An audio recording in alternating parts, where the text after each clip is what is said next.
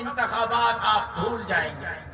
میں نے اجلاس میں یہ بات کی تھی، لیکن 10-12 دن پہلے تصویر میرے سامنے واضح تھی. آپ کو یاد ہوگا کہ میرے قائد جب کندکوٹ کی اسٹیج پر تھے، شکارپور، لاڑکانہ، سکھر اور گھوٹکی کے اسٹیج پر تشریف فرما تھے، تو وہاں میں نے ایک تقریر کی تھی جس میں میں نے خاص طور پر یہ ذکر کیا تھا کہ 70 میں بھی آپ نے عوام کا مینڈیٹ چوری کیا تھا اور پھر ملک بچ نہیں سکا. اگر آج بھی آپ نے مینڈیٹ چوری کیا تو آپ ملک نہیں بچا سکیں. یاد ہے میں نے الیکشن سے 15 دن پہلے مولانا صاحب کے موجودگی میں تقریر کی تھی. کیوں کی تھی؟ اس وقت اگر آپ لوگوں کو کچھ باتیں کرتا تو میرے مولوی رہے کھوئے نور سے بھی نکل جاتے. اشارہ میں نے دے دیا تھا. مجھے پتہ چل گیا تھا کہ کہانی اور دیکھ کیا پک رہی ہے، لیکن ہماری بات کو سیریس نہیں لیا گیا. کیا ہم نے صرف اس بات کا ٹھیکہ اٹھایا ہے کہ جمہوریت جمہوریت کرتے رہیں گے، آئین آئین کرتے رہیں گے، پارلیمان پارلیمان کرتے رہیں گے، اور اس پاداش اور جرم میں میرے قائد پر 3 خودکش دھماکے ہوئے، اکرم خان درانی پر حملہ ہوا، عبدالغفور حیدری صاحب پر خودکش دھماکہ ہوا، مولانا اسد محمود پر حملہ ہوا، سینکڑوں جمعیت علماء اسلام نے جنازے اٹھا دیے. ایک ایک جلسے اور میٹنگ اور اجتماع سے 80 کارکنوں کے ہم نے جنازے اٹھا دیے. اپنے والد کا گولیوں میں نے چھلنی جنازہ اٹھا دیا، اور پھر آپ یہ کہیں گے کہ آپ چور دروازے سے حکمران مسلط کریں گے اور ان کو اقتدار پر بٹھائیں گے اور ہم خاموش رہیں گے. نہیں، آپ احمقوں کے جنت میں رہتے ہیں. آپ نے 2002 میں جب میرا قائد مولانا فضل الرحمان وزیر اعظم کا الیکشن لڑ رہا تھا، اس وقت آپ نے پیٹریاٹ بنوا کر پیپلز پارٹی کو تقسیم کروا کر پھر مذہبی لوگوں کے کچھ نمائندوں سے ووٹ نہ دلوا کر ایک ووٹ سے مولانا صاحب کو وزیر اعظم بننے سے روکا. پوری دنیا تلملا اٹھی. امریکہ کے پیٹ میں مرور، اسرائیل کے پیٹ میں مرور، یہود اور ہنود کے پیٹ میں مرور کہ یہ پاکستان میں کیا ہو گیا، یہ عوام کو کیا ہو گیا. ایک مولوی وزیر اعظم کے الیکشن میں ایک ووٹ سے کیسے رہ جاتا ہے. مولوی کا راستہ روکے، مذہب کا راستہ روکے، مذہبی جماعتوں کا راستہ روکے. اور پھر 2008 میں 2002 سے تھوڑی سی سیٹیں کم کی گئی، 2013 میں اس سے کم کی گئی، 2018 میں اس سے کم کی گئی، 2024 میں اس سے کم کی گئی. رفتہ رفتہ ہماری نشستیں پیچھے جا رہی ہیں. جو ملک لوٹ رہے ہیں ان کی نشستوں میں اضافہ، جو سیلاب کے پیسے کھا رہے ہیں ان کے نشستوں میں اضافہ، جو زمینیں بیچ رہے ہیں، جزائر وسائل بیچ رہے ہیں ان کے نشستوں میں اضافہ، جو ہسپتال، اسکول، کالج، یونیورسٹی کے پیسے کھا رہے ہیں ان کے سیٹوں میں اضافہ، جو آپ جن کو قومی مجرم کہتے ہیں، پاکستان کا مجرم کہتے ہیں، سپریم کورٹ جن کو گلے سے پکڑ کر وزیر اعظم کے کرسی سے اتار دیتی ہے ان کے سیٹوں میں اضافہ، اور جو کرونا میں سندھ کی خدمت کرے، ملک کی خدمت کرے، جو سیلاب میں 11 فٹ پانی میں سندھ کے عوام کے ساتھ کھڑا رہے، پاکستان کے عوام کے ساتھ کھڑا رہے، جو جزائر کی وسائل کی معدنیات کی چوکیداری کرے، مساجد کی، مدارس کی، امام بارگاہوں کی، مندروں کی اور درگاہوں کے اندر لگنے والی آگ کو بجھائے، ان کی سیٹیں کم کی جا رہی ہیں. یہ کیسا انصاف ہے، یہ کیسا عقل ہے، یہ کیسے لوگوں کا ووٹ ہے کہ دھرتی کے غدار جن کو کہا جاتا ہے ان کا مینڈیٹ بڑھ جاتا ہے، جو وفادار ہیں ان کا مینڈیٹ چوری کیا جاتا ہے۔ جب آپ ہمارا مینڈیٹ چوری کریں گے تو ہمارے پاس روڈ کے علاوہ کوئی راستہ نہیں، راستے پر دھرنے کے علاوہ کوئی راستہ نہیں۔ میں آج بھی بابا کے دول کہتا ہوں، ہمارا مینڈیٹ ہمیں واپس کرو، مجبور مت کرو، ورنہ ہم اس سے بھی سخت رد عمل دینے کی پوزیشن میں ہیں، اور آپ کو ایسا رد عمل دیں گے کہ چھٹی کا دودھ یا پلا کر رکھیں۔ لبیک لبیک سبیلنا سبیلنا سبیلنا سبیلنا۔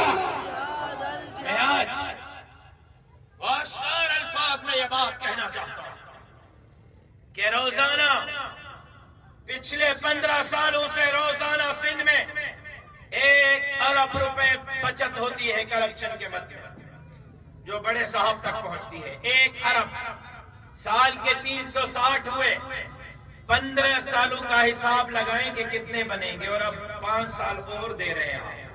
اب تو مولانا صاحب کے بعد پیر سائیں پگاڑا صاحب نے بھی کہہ دیا کہ سودا ہو گیا تھا، کل محمود خان چکسئی نے بھی کہہ دیا کہ سودا ہو گیا تھا، اختر جان مینگل نے بھی کہہ دیا کہ سودا ہو گیا تھا، ایمل خان ولی نے بھی کہہ دیا کہ سودا ہو گیا تھا۔ یہ پیسے کرپشن کے، روزانہ 1 ارب روپے کرپشن کی بچت صاحب کو جاتی ہے۔ 1 ارب 360 ارب سال کے، 15 سال کے کتنے ہوئے؟ مزید 5 سال آپ سندھ کو لوٹنے دیں گے، کتنے پیسے بنے گے؟ کیسے دھاندلی ہوئی؟ جیسے ہی نگران حکومت بنی، میرے پاس آئے تھے ایم کیو ایم والے، کیونکہ leader of the opposition M Q M کی خاتون رکن تھی، وہ مجھ سے مشاورت کے لیے آئے کہ یہ 4-5 نام ہیں، ان میں سے کس کو وزیر اعلیٰ نگران بنایا جانا چاہیے؟ ہم چاہتے ہیں کہ ایم کیو ایم کا، جے یو آئی کا، جی ڈی اے کا ایک موقف ہونا چاہیے۔ انہوں نے میرے سامنے نام رکھے، اور 4 دن کے بعد ایک اور نگران وزیر اعلیٰ سامنے آیا جس کا لسٹ میں نام ہی نہیں تھا۔ تو میں نے پوچھا کہ بھائی یہ وزیر اعلیٰ کہاں سے آ گیا؟ کہا کہ جی زرداری صاحب چلے گئے تھے پنڈی میں، پاؤں پکڑ لیے، اور اس پاؤں پکڑنے کے بدولت خیرات میں نگران وزیر اعلیٰ زرداری صاحب کو دیا گیا۔ یہاں سے آغاز ہوا۔ ذرا سمجھیں، نگران وزیر اعلیٰ زرداری صاحب کے مرضی پر لگایا گیا، نگران صوبائی وزیر اس کے مرضی کے بنائے گئے۔ اس کے بعد حلقہ بندیاں بنائی گئی، حلقہ بندیوں کے خلاف پٹیشن لے کر جے یو آئی بھی گئی، یہ امیر مبین بلو بیٹا ہے، یہ بھی الیکشن کمیشن میں گیا، جی ڈی اے بھی گئی، ایم کیو ایم بھی گئی، مسلم لیگ نون بھی گئی۔ پورے صوبے میں ہم نے حلقہ بندیوں پر اعتراضات کیے۔ ٹھیڑی والوں، الیکشن کمیشن نے جے یو آئی کے، جی ڈی اے کے، پی ایم ایل این کے، ایم کیو ایم کے 100 میں 100% درخواستوں کو اٹھا کر ردی ٹوکری میں پھینک دیا، اور حلقہ بندیوں میں 100 میں 100% پیپلز پارٹی کے درخواستوں کو قبول کر کے ان کے مرضی کی حلقہ بندیاں کی ہے۔ یہ دوسرا اسٹیپ دھاندلی کا۔ پہلا نگران حکومت، دوسرا حلقہ بندیاں پیپلز پارٹی کے مرضی پر، تیسرا آروز ڈی آروز وہ لگائے گئے جو نوکریاں پیپلز پارٹی نے جن کو دی ہیں۔ ایک ایم پی اے کے فون پر جن کا تبادلہ ہوتا ہے، ایک ایم این اے کے فون پر جن کا تبادلہ ہوتا ہے، جو محتاج ہے پیپلز پارٹی کے لیے، پوسٹنگ کے لیے پیپلز پارٹی کے محتاج ہیں، ان کو آر او لگایا گیا، ڈی آر او لگایا گیا، منظور نظر افراد کو مقرر کیا گیا۔ اس کے بعد پھر presiding officer, assistant presiding officer ان کی دی گئی لسٹ پر لگائے گئے۔ پھر الیکشن والی رات ایک ایک ایم پی اے کو 50,000 ہزار تیر پر لگے گئے ٹھپوں کے ووٹ کی پرچیاں ایک رات پہلے دی گئی کہ صبح آپ نے بکسوں میں ڈالنے ہیں۔ کسی نے 50,000 ڈالی، کسی کو 30,000 ڈالنے کا موقع ملا، کسی کو 10,000، کسی کو 5,000، کسی کو 2,000، لیکن ہر ممبر کو 50,000 جعلی ووٹ کی پرچیاں ایک رات پہلے دی گئی۔ پھر الیکشن والے دن نیٹ ورک بند کیا گیا تاکہ کوئی امیدوار کسی پولنگ پہ نہ پہنچ سکے، کوئی پولیس نہ پہنچ سکے، کوئی رینجرز نہ پہنچ سکے، کوئی آرمی نہ پہنچ سکے۔ اس دن رینجرز کا نام و نشان نہیں تھا، آرمی کا نام و نشان نہیں تھا، تھے بھی پولنگ سے دور دور۔ میں نے اپنے موبائل میں خود ریکارڈنگ کی ہے۔ لاڑکانہ میں تیر پر ٹھپے لگے ہوئے ہیں، شکارپور میں تیر پر ٹھپے لگے ہوئے ہیں۔ اگر پیپلز پارٹی کہتی ہے کہ ان کو خدمت کے عوض ووٹ ملے ہیں، اگر پیپلز پارٹی کہتی ہے 15 سالہ خدمات کے بدولت سندھ کے عوام نے ان پر اعتماد کیا ہے، تو میرے چیلنج کو قبول کریں، اٹھیں آپ بھی آئیں، میں بھی دھرنا ختم کرتا ہوں، سپریم کورٹ چلتے ہیں، آپ بھی چلیں، میں بھی چلتا ہوں، چھوڑے باقی حلقوں کو، لاڑکانہ کا حلقہ کھولیں، انگوٹھے چیک کروائیں، اور تو اور لاڑکانہ سے پیپلز پارٹی کا چیئرمین بلاول بھٹو زرداری بھی 40 ووٹوں سے جیتا ہے۔ صاف اور شفاف ووٹ نکالے تو زرداری ہار چکا ہے۔ جمعیت علماء اسلام لاڑکانہ سے راشد تیری چیلنج کو سلام ہے، راشد تیری چیلنج کو، راشد تیری چیلنج کو۔